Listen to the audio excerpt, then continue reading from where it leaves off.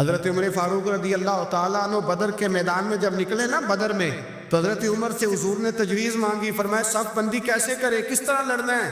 جناب عمر فاروق رضی اللہ تعالیٰ عنہ کہنے لگے حضور یہ جتنے آئے ہیں نا کافر لڑنے، یہ کسی کا کوئی چاچا لگتا ہے، کسی کا کوئی ماموں لگتا ہے، کسی کا بھائی ہے، کسی کا بیٹا ہے، تو محبوبہ صف بندی کی کیا ضرورت ہے؟ جو میرے رشتہ دار ہے میرے حوالے کرے، میں گردنیں کاٹ کے آپ کو دیتا ہوں، جو ابو بکر کے رشتہ دار ہے وہ ابو بکر کے حوالے کرے، وہ گردن کاٹ کے دے، جو علی کا کچھ لگتا ہے وہ علی کے حوالے کرے۔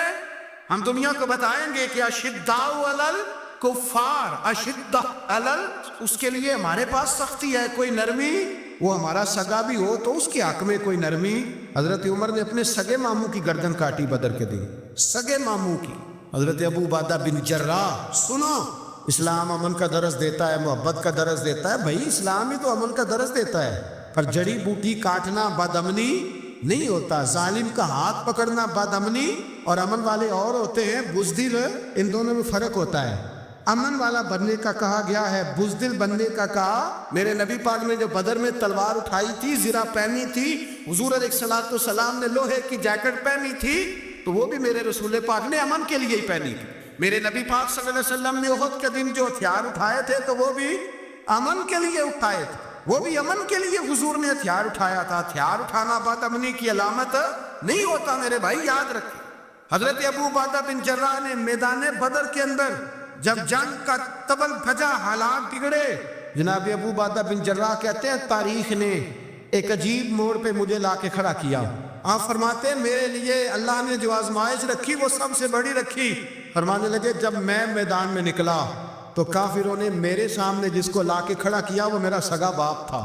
اب فرماتے ہیں اب مشکل بن گئی، عشق تیاگ دومی ایک برابر تے عشق دا سیک بدھیرا، اگ تے ساڑے ککھ تے کانے تے عشق ساڑے تن میرا، تے اگ دا دارو می تے پانی، کوئی دسے ہے عشق دا دارو کیڑا، بلے شاہ تھے کچھ بھی نہیں بچدا جتے عشق ہو رہا دا ڈیرا۔ فرمانے لگے اب میرے لیے سامنے باپ، ادھر بیٹا۔ آپ فرماتے ہیں دو رستے تھے، باپ بچاؤں یا رسول اللہ کا دین بچاؤں۔ ایک منٹ تھا فیصلہ کرنے کے لیے کہ ابا بچے گا یا دین بچے گا، کفر بچے گا یا اسلام بچے گا۔ فرماتے ہیں میں نے منٹ پورا نہیں سوچا، میں نے تلوار اٹھائی، باپ کی گردن کاٹ کے گرائی اور رسول اللہ کا دین بچا لیا۔ باپ کی گردن کٹ کے گری اور نبی پاک کا دین بچ گیا، بچا لیا رسول اللہ کا دین۔ حضرت عمر نے ماموں کو مارا۔ حضرت مصعب ابن عمیر کہتے ہیں تاریخ مجھے بھی لا کے کھڑا کرتی ہے بدر کے میدان میں، تو کفر کا لبادہ اوڑھ کے جب سامنے آیا تو وہ میرا سگا بھائی تھا، سگا بھائی۔ ہزاروں قومیں وجود میں آئیں دہر میں خشک و تر کے رشتے سے، پر ہم نے بنیاد دوستی رکھی یاد خیر البشر کے رشتے سے۔ سگا بھائی کفر کا نمائندہ بن کے سامنے کھڑا ہوا۔ مجھے اکٹھے کھیلنا بھی یاد تھا، مجھے ایک برتن میں روٹی کھانا بھی یاد تھا، ایک ماں سے لوریاں سننا بھی یاد تھا۔ فرماتے ہیں یہ سارا کچھ یاد تھا، پر اسلام کے حق میں دیا ہوا خطبہ جو محمد عربی نے دیا تھا وہ بھی مجھے یاد تھا، مجھے رسول اللہ کی بتائی ہوئی باتیں بھی۔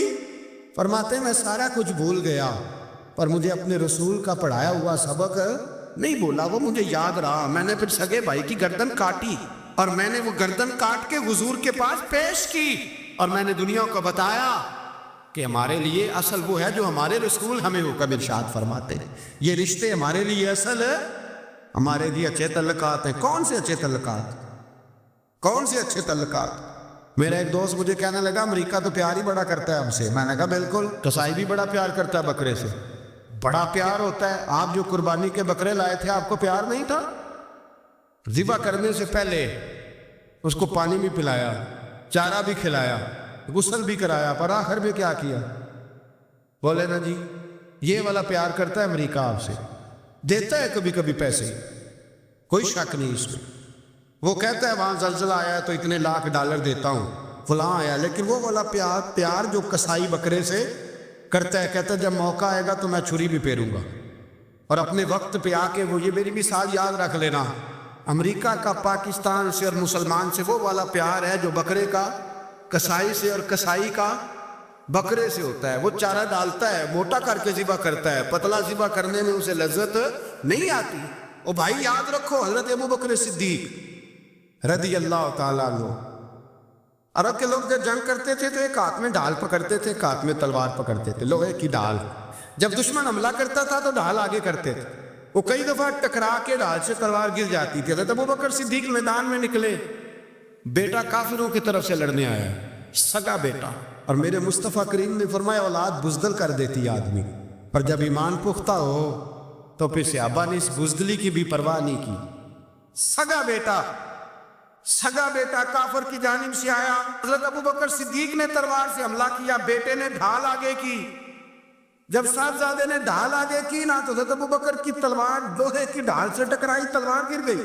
اب حضرت ابوبکر نے ہتے ہو گئے، صاحبزادے نے اٹھائی تلوار. کہتا ہے جب میں مارنے لگا تو خیال آیا گھر تو میرا اجڑے گا نا، باپ تو میرا ہی ہے نا. صاحبزادے کہتے ہیں میں ابوبکر صدیق کو چھوڑ کے چلا گیا.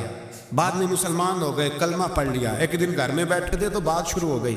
صاحبزادے کہنے لگے ابا جی وہ یاد ہے نا جب میری ڈھال سے آپ کی تلوار ٹکرائی تھی اور تلوار گر گئی تھی تو میں نے آپ کو باپ سمجھ کے چھوڑ دیا، میرا ہی گھر اجڑنا تھا باپ سمجھ کے. جناب صدیق اکبر رضی اللہ تعالیٰ عنہ صاحب ابن شام نے لکھا ہے کہ اپنی سرین پر 2 دفعہ ہاتھ مارا، 2 دفعہ. کہنے لگے بیٹے تو اس وقت کافر تھا، تو نے مجھے چھوڑ دیا. میں جب واپس پلٹا تھا نا اسی دن اسی لمحے تو میرے دل میں خیال تھا کہ بیٹے نے تو چھوڑ دیا ہے، لیکن اگر بیٹا یوں میری تلوار کے نیچے آتا میں بیٹا سمجھ کے معاف نہ کرتا، کفر کا نمائندہ سمجھ کے قتل کر دیتا. اس لیے کہ میری نظر میں اگر کوئی اہمیت ہے تو رسول اللہ کے فرمان کی اہمیت ہے. باپ بیٹے اولاد کی کوئی اہمیت ہے؟ اشداء علی الکفار، کافر سے نفرت ہی نہیں ہوتی. یہاں تو موج لگ گئی ہے ایک عام نوجوان سے لے کے عام آدمی سے وزیر اعظم تک کی سوچ یہ ہے کہ رہائش امریکہ میں ہونی چاہیے، لندن میں ہونا چاہیے، بس یہی سوچ ہے. اب تو اللہ تبارک و تعالیٰ معاف کرے جس کے پاس پاسپورٹ ہے لندن کا، یورپ کا، وہ سمجھتا پتہ نہیں میں کون سی بلا ہوں. چھوڑو، کس چکر میں پڑ گئے ہو، کس طرف نکل گئے ہو. صدر صاحب امریکہ کے صدر کے ساتھ فوٹو کھچاتے ہیں تو وہ 2 فٹ اونچا ہو جاتے ہیں. اور بس کرو یار، یہ کمزور لوگوں کی علامت ہے، کمزور لوگوں کی. حضرت عمر فاروق رضی اللہ، مجھے پلٹ کے یاد آتے ہیں سیدنا فاروق اعظم. حضرت فاروق اعظم رضی اللہ تعالیٰ عنہ سے عیسائی بادشاہ نے کہا میں ملنا چاہتا ہوں. آپ فرمانے لگے ٹائم نہیں، جو تجھے ملنا ہے وہ مدینے کے غریبوں کو نہ ملوں گا، وہ رسول اللہ کے نوکروں کو نہیں ملوں گا، تجھے مل کے کیا کرنا ہے؟ میں انہیں ملوں گا جن کے لبوں پہ رسول اللہ کا درود جاری ہے، جو مصطفیٰ سے پیار کرتے ہیں. مجھے تجھ سے ملنے کی کوئی ضرورت ہے؟ ہمارے ہاں وہ نفرت نہیں کفر کے لیے جو مسلمان کے دل میں ہونی چاہیے، وہ مزاج ہی نہیں ہمارا، وہ شعور ہی نہیں. ہم جب بھی اتحاد کرتے ہیں کافر سے اتحاد کر کے اپنے ہی بھائی کو مارنے لگتے ہیں. عہدی لڑائی ہو رہی تھی، بھائی کا بھائی سے اختلاف نہیں ہوتا گھر کے اندر، پھر وہ دشمنوں کو بلا کے لاتا ہے کہ میرے بھائی کو مارو. ایسا ہوا ہے کبھی؟ اگر آپس میں اسلامی ممالک کا اختلاف ہے بھی تو کافر کو لاؤ گے مارنے کے لیے، کافر کو لاؤ گے. اور یہاں ایک آدمی قید ہوا تھا امریکہ کا، پوری دنیا کو مصیبت پڑ گئی تھی. سمجھ آ رہی ہے؟ نام لینے کی ضرورت تو نہیں، بات کی سمجھ آ رہی ہے آپ حضرات؟ ایک آدمی قید ہوا تھا اور انسانی حقوق کی تنظیمیں اور ہمارے اپنے اندر سے بڑے بڑے، میں روشن خیال نہیں، میں روغن خیال کہتا ہوں، ان لوگوں بڑے بڑے روغن خیال اٹھ کے کھڑے ہو گئے، جی انسانی حقوق کی بات کرو، جی ایسے ہو گیا، جی ویسے ہو گیا. لے گئے بندہ چھڑا کے. یہاں روز خون کی ندیاں بہتی ہیں. اقوام متحدہ جس سے مسلمان بھیک مانگتے پھرتے کہ مسلمانوں پہ مظالم بند کراؤ، اقوام متحدہ نے کہہ دیا کہ دنیا کی مظلوم ترین اقلیت کا نام برما کے مسلمان ہیں. اقوام متحدہ نے رپورٹ دے دی. پھر مر نہیں گئے سارے اسلامی حکمران شرم اور حیرت کے ساتھ کسی گڑھے میں دفن نہیں ہو گئے؟ تمہیں للکار کے انہوں نے کہا کہ یہ سب سے مظلوم ہے، ان کا کچھ کرو. چند دن پہلے یہاں ننکانہ صاحب بے عیسائیوں نے جلوس نکال کے کہا مسلمانوں شرم کرو، ان کی مدد کرو. تو بول پڑا پوپ عیسائیوں کا کہ مسلمانوں کہاں ہو، کدھر ہو تم، ان کی مدد کرو، نکلو، ظلم ہو رہا ہے. پوری دنیا چیخی. آپ کے ملک میں آ کے امریکہ ڈرون حملے کر جائے تو آپ کی وزارت داخلہ کو بعد میں ہوش آتا ہو، ہمیں تو پتہ نہیں چلا، ہم تو سوئے ہوئے تھے، وہ حملہ کر گیا. اور عالمی قوانین کی مخالفت کر کے برما کی حکومت کہتی ہے کسی صحافی کو بھی ہم اندر نہیں جانے دیں گے. ہمارا ذاتی معاملہ ہے، ایسے بے شرم لوگوں کو اپنا نمائندہ بناتے ہو، جنہیں ہوش تک نہیں اس بات کی۔ ہم نے کلمہ پڑھا ہوا ہے نبی پاک صلی اللہ علیہ وسلم کا، میرے رسول پاک سید عالم نور مجسم صلی اللہ علیہ وسلم نے جو لوگ تیار فرمائے، نیند تو نہیں آ رہی آپ حضرات سے؟ نبی پاک نے جو لوگ تیار فرمائے، حضرت کعب بن مالک رضی اللہ تعالی، حضور نے فرمایا چلو تبوک پہ میرے ساتھ، سارے چلو، سب تیار ہو گئے۔ حضرت کعب بن مالک فرماتے ہیں مجھے گھوڑا بڑا دوڑانا آتا تھا، نیزہ بڑا چلانا آتا تھا، تلوار کا میں بڑا دھنی تھا، میں مالدار بھی تھا، میرے پاس بڑے وسائل تھے۔ حضور چلے گئے تو میں نے یہ بخاری ہے، فرماتے ہیں میں نے سوچا کہ میں چلا جاؤں گا، کل میں گھوڑا دوڑاؤں گا، میں نے پیچھے پہنچ جانا، پرسوں چلا جاؤں گا، ترسوں بس سستی ہو گئی، نہ جا سکا۔ فرماتے ہیں وقت بیت گیا، حضور چلے گئے، آج جاتا ہوں کل چاہتا ہوں، اسی میں حالات سارے گزر گئے، حتیٰ کہ اللہ کے رسول واپس آ گئے۔ فرماتے ہیں کچھ بوڑھے تھے جو نہ جا سکے، اور کچھ منافق تھے جو حضور کے ساتھ جہاد پہ نہ جا سکے۔ آپ فرماتے ہیں میں جوان بھی تھا، تیر انداز بھی تھا، اور دنیا عرب سارا جانتا تھا کہ مالدار بھی ہے، اللہ تعالیٰ کی دی ہوئی بڑی نعمتیں تھیں، میں نہ گیا، اور ہو غلطی گئی، سستی گئی۔ فرماتے ہیں حضور مدینے میں آئے، جب مسجد نبی میں بیٹھے تو منافق آ کے بہانے کرنے لگے، کوئی کہنے لگا بچی بڑی بیمار تھی، کوئی کہنے لگا حضور کل ہی صحیح ہوا ہوں۔ فرماتے ہیں مجھے بھی پتا تھا، اور پتہ مصطفیٰ کو بھی تھا جھوٹ بول رہے، حضور کو پتا تھا، پر وہ بہانے کرتے، حضور قبول کرتے، میں چلو جاؤ۔ کہا فرماتے ہیں ایک منٹ کے لیے مجھے بھی وسوسہ آیا کہ کوئی بہانہ نہ کر دوں، لیکن پھر میں نے سوچا بہانہ کس کے سامنے کروں، جسے اللہ تبارک و تعالیٰ نے نبوت کی آنکھ عطا فرمائی ہوئی ہے، اس محبوب کے سامنے بہانہ۔ اس خیال آیا مسلمان نیک و بد پہچان جاتے ہیں، محمد آدمی کے دل کی باتیں جان جاتے ہیں، کدھر بہانہ کروں، حضور کو تو سارا پتہ ہے۔ فرماتے میں گیا، حضور نے پوچھا کیوں نہیں آئے، اور پوچھا بھی مسکرا کے، کیوں نہیں آیا، مسکرا کے پوچھا۔ فرماتے ہیں میں نے سچ سچ بولا، میں نے کہا یا رسول اللہ سستی ہو گئی، حضور غلطی ہو گئی۔ جو بہانے لگا رہے تھے ان کو آزادی مل گئی، اور مکتب عشق کا دستور نرالا دیکھا، اس کو چھٹی نہ ملی جس نے سبق یاد کیا۔ فرماتے ہیں ان کو چھٹی مل گئی، میں نے کہا حضور غلطی ہو گئی، تو نبی پاک نے فرمایا اس سے کوئی بندہ کلام نہ کرے، خبردار میرے ساتھ بھی گفتگو نہ کرنا۔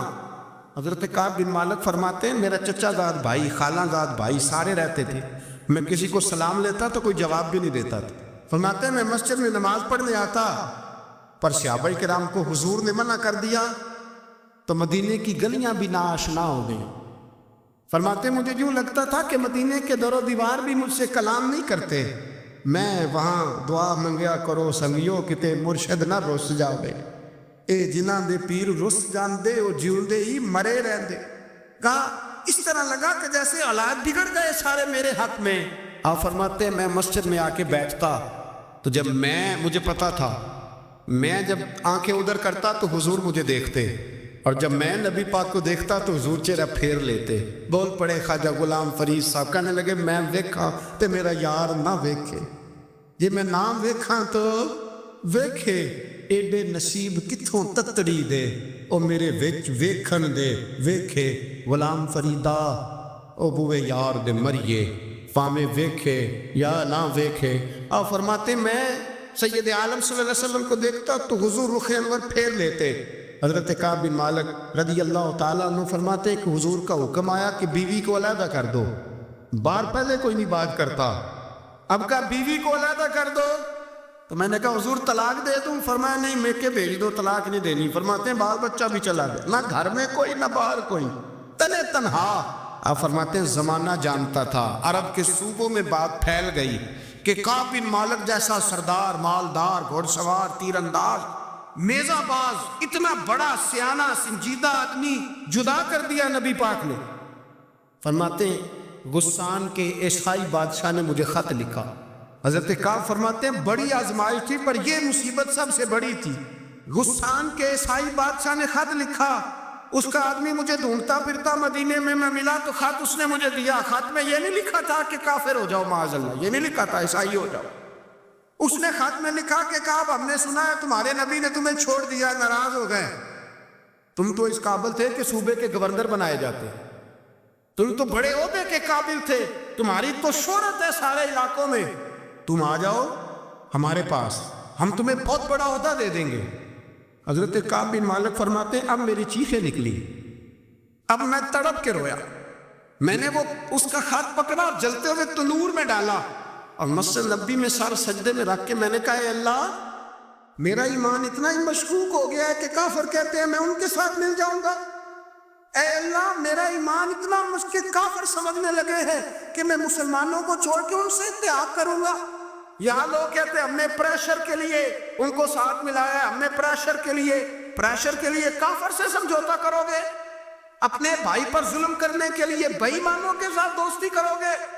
حضرت کعب بن مالک فرماتے ہیں میں نے تندور میں ڈالا، میں تڑپ کے رویا، میں نے کہا اے اللہ میرا اتنا امتحان نہ لے کہ کافر سوچنے لگے کہ میں اسے سمجھوتا کروں گا، اے اللہ مہربانی فرما اتنا امتحان نہ لے۔ روتے روتے گھر گیا، سحری تک روتا رہا، ایک آدمی دوڑا آیا کہنے لگا کعب جلدی چل، حضرت جبریل آ گئے ہیں، اللہ نے تیری توبہ قبول فرما لی ہے، رسول پاک نے تجھے یاد فرمایا ہے، چل آ جا۔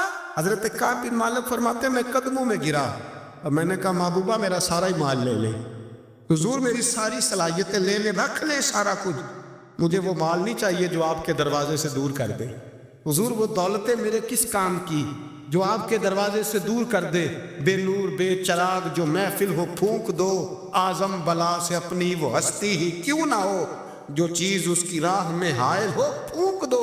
حضرت کعب بن مالک رضی اللہ تعالیٰ عنہ نے ایک منٹ کے لیے بھی کافر سے سمجھوتا کرنا پسند نہ کیا، جبھی تو اللہ نے توبہ حضرت جبریل کے ذریعے نازل فرمائی۔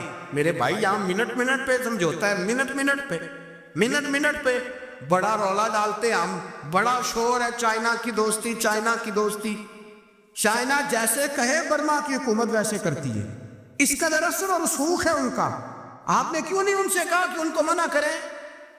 میں چائنا کی بات نہیں چھیڑنا چاہتا، ورنہ میں اس پر بھی کچھ باتیں عرض کروں کہ وہ جو آپ کے ساتھ ان کی دوستی ہے اس کا پس منظر کیا ہے۔ یہ تو چائنا میں بسنے والوں سے پوچھو نا، یا مسجد بنانا بڑا مشکل ہے، یا نماز پڑھنا روزہ رکھنا بڑا مشکل ہے، کاہے کی دوستی، کس طرح کی دوستی؟ قرآن مجید نے بیان کر دیا کافر تم سے راضی نہیں ہو سکتا حتی تتبع ملتہم، جب تک تم ان کے دین کی پیروی نہ کرو۔ اتنی دیر کافر راضی ہو سکتا تو مسلمان کیسے راضی ہو جاتا ہے؟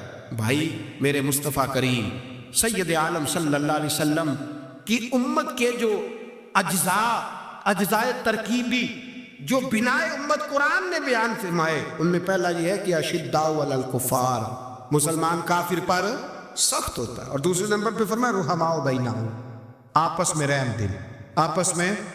اقبال نے اس آیت کی تفسیر کی تو دو مصروں کے اندر شعر میں مضمون ہی پرو کے رکھ دیا، کہنے لگے ہو ہلکا یاراں تو بریشم کی طرح نرم، کس طرح؟ ریشم کی طرح، ہو ہلکا یاراں تو بریشم کی طرح نرم، رزم حق و باطل ہو تو فولاد ہے مومن، رزم حق و باطل ہو تو پھر فولاد بن کے نکلے، پھر منت سماجت نہ کرے اقوام متحدہ آئے تو فلاں آئے تو فلاں آئے، فولاد ہے مومن۔ ایک وہ منظر تھا حضرت عمر نے جب اپنے سگے ماموں کو لتاڑا، جناب ابو عبیدہ بن جراح نے باپ کو قتل کیا، مصعب بن عمیر نے بھائی کو قتل کیا، ایک وہ منظر تھا جب مسلمان مکے سے مدینے آئے، مدینہ طیبہ پہنچے تو مصطفیٰ کریم نے فرمایا یہ تمہارے بھائی ہیں، بس بات ختم ہو گئی، یہ تمہارے، بھائی اتنی سی بات ہے، یہ تمہارے، اس سے زیادہ نہیں، کوئی لمبا خطبہ نہیں نبی پاک نے دیا، فرمایا یہ تمہارے اپنے بھائیوں کی مدد کرو، حد ہو گئی مدد کرنے کی۔ بھائی کا بازو پکڑا، گھر لے گئے، کہنے لگے یہ 15 کلے میرے ہیں، 6 جو تمہیں پسند آتے ہیں رکھ لو، تمہارے ہو گئے۔ گھر کا سامان بستر رضائیاں تک نکال کے دروازے کے اندر رکھے، بھائی سے کہا یار جو تجھے اچھا لگتا ہے رکھ لے، آدھا تیرا آدھا میرا، یہاں تک ایک وہ موقع جب اشداء علی الکفار، ایک یہ موقع رحماء بینہم، صحابہ کرام علیہم رضوان میں سے کسی کے پاس 2 باغ تھے، ایک میں کھجوریں زیادہ پکی، ایک میں کم پکی، جب وہ اپنے بھائی کو دینے لگا تو اس نے کہا تجھے رسول اللہ نے میرا بھائی بنایا ہے، تجھے وہ والا باغ دوں گا جس کی کھجوریں زیادہ پکی ہوئی، وہ والا باغ دوں گا کھجوریں زیادہ پکی ہوئی۔ اور یار تاریخ عالم نے یہ نظارہ نہیں دیکھا کہ وہاں سے ایک شخص آیا غریب ہے رشتہ نہیں ملتا، یہاں ایک شخص نے کیا کیا، اس کو اپنے خاندان سے اپنے گھر سے رشتہ بھی دیا، کہا بھائی ہے اس کو یہاں پسانا ہے، رکھنا ہے، لانا ہے، کوئی تہذیب کا ٹکراؤ نہیں ہوا، کوئی ان لوگوں کے آپس میں جھگڑے نہیں ہوئے, کوئی نہیں کہا کہ یہ مہاجر ہے یہ انصار ہے, کوئی کسی جگہ نہیں کہا تمہارا کھانا پینا رہنا سہنا الگ ہے, کوئی کسی جگہ بحث نہیں ہوئی, آدھا بانٹ کے دیا. اور پھر بھائی چارے کا حال یہ تھا کہ تبوک کے بعد جب بڑا مال آیا نا مسلمانوں کے پاس, ڈھیر لگ گئے, بحرین سے مال آیا تو ڈھیروں لگ گئے. تو رسول پاک صلی اللہ علیہ وسلم نے انصار مدینہ کو بلایا, مدینے والوں کو, فرمایا تم نے بڑا احسار کیا تھا اپنے بھائیوں پر, تم نے اپنی آدھی آدھی جائیدادیں دے دی تھی, تم نے رحماء بینہم کا پورا مظاہرہ عملاً کر کے دکھایا, اب مال آ گیا ہے, دو آپشن میں تمہیں دیتا ہوں, دو قسم کی ترجیحات, ایک چیز قبول کر لو. کہ یا رسول اللہ صلی اللہ علیہ وسلم حکم فرمائیے. فرمایا یا تو جو مال تم نے اپنے مہاجر بھائیوں کو دیا ہے وہ واپس لے لو, وہ تم واپس لے لو, اور یہ جو مال آیا یہ میں ان میں بانٹ دیتا ہوں, یا اس طرح کرو کہ میں یہ مال تمہارے درمیان آپس میں آدھا آدھا بانٹ دیتا ہوں, یا تمہیں کچھ فیصد زیادہ دے دیتے ہیں انہیں کم دے دیتے. بات ہو رہی تھی, انصار چپ تھے. حضور نے فرمایا بولتے کیوں نہیں, پتہ محبوب کو بھی ہے کہ یہ بولیں گے تو مجھے بھی ٹھنڈ پڑے گی اور قیامت تک ساری امت کو سکون ملے گا. فرمایا بولو. تو انصار مدینہ بولے تو رو کے بولے کہ محبوبہ ہم نے مال کیا کرنا ہے, ہمارے پاس رسول پاک جو موجود ہے. یا رسول اللہ ہم نے کیا کرنا ہے مال کا, حضور جو اب آیا یہ بھی سارا انہیں دے دیں, جو ہم نے دیا تھا انہیں وہ بھی ان کے پاس رہنے دیں, اور یا رسول اللہ جو بعد میں آئے وہ بھی انہیں دے دیں. ہماری شرط یہ ہے کہ ہمارے درمیان اللہ کے رسول موجود رہنے چاہیے, محبوب ہمارے درمیان رہیں, مال و دولت کی ہمیں ضرورت ہے, یہ رحماء بینہم آپس میں بانٹ کے ہر چیز اپنے بھائیوں کو دے دی.